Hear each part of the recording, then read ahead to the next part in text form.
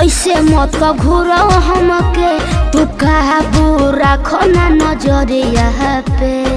काहे ना घूरी हो? का देगा तड़ो?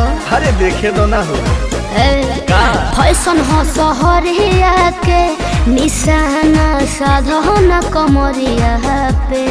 मैंने सुना लागी जही है चिहुटा बारू मीठवा के भेली ए हो चमेली घुमना अकेली। अच्छा बाउर बाजा मना कोनुआ के चुमा ले ए हो चमेली घुमना अकेली। बाउर बाजा मना कोनुआ के चुमा ले ली।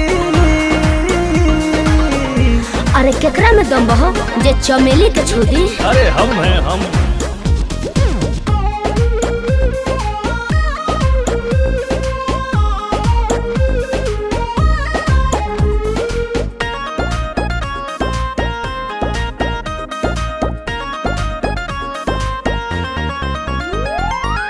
कारी कारी ओखिया में अच्छा? काला काला काजल हाँ। देख के ढेर लोग के बैंड बट बाजल। अरे हमार नहीं के बाजल हो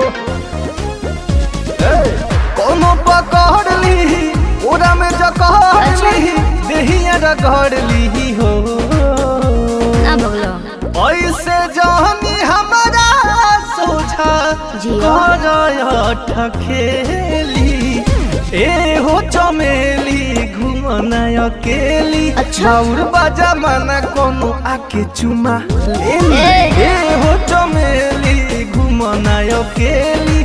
बाउर बाजा मना कोनो आके चुमा ले ली। अरे चमेली को छूने के लिए हिम्मत चाहिए। अरे हम भी रंगदार है भाई।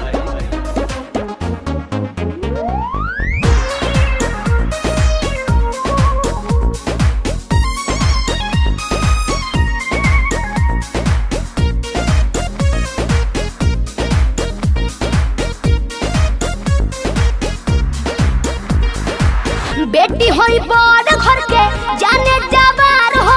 अच्छा? देख के काहे बोला फाटे तोहार हो काहे बेचैन बड़ ओखी ना मानो सुझाव बबी खामत भाव बबी हो जाई घाव बबी हो।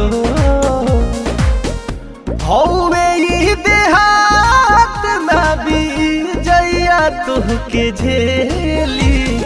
ए हो चमेली घुमना अकेली। बाउर बाजा मना कोनो आके चुमा ले ली। नहीं मानोगे? चमेली घुमना अकेली। बाउर बाजा मना कोनो आके चुमा ले ली। चल सामने से हट। दो के फफेली आइए रे।